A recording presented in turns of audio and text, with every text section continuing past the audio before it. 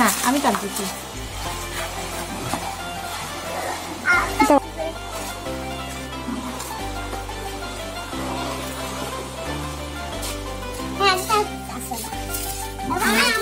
Last পাতা দিলে এবার আপু তো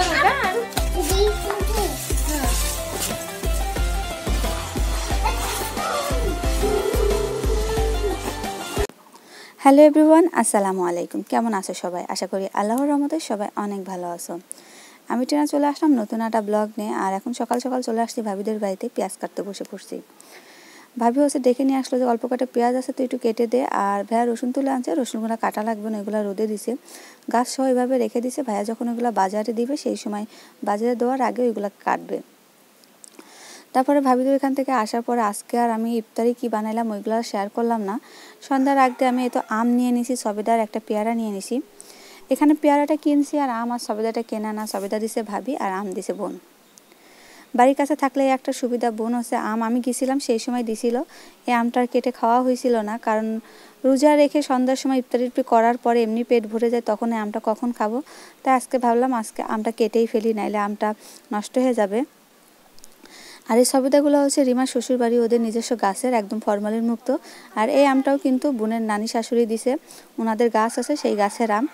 এই আমটাও মানে প্রায় পাকার সময় হয়ে গেছে, আমার মনে হয় সম্ভবত এটা 12 মাসি আম, কারণ এখনও তো আমাদের গাছে যে আম হয়েছে এগুলো হচ্ছে এখন ছোট্ট মাত্র গুটি বের হচ্ছে। আর এই আমটা পাকার সময় হয়ে গেছে, কারণ আটি শক্ত হয়ে গেছে, আর ভিতরেও অনেকটা হালকা হালকা হলুদ হলুদ ভাব চলে আসতে।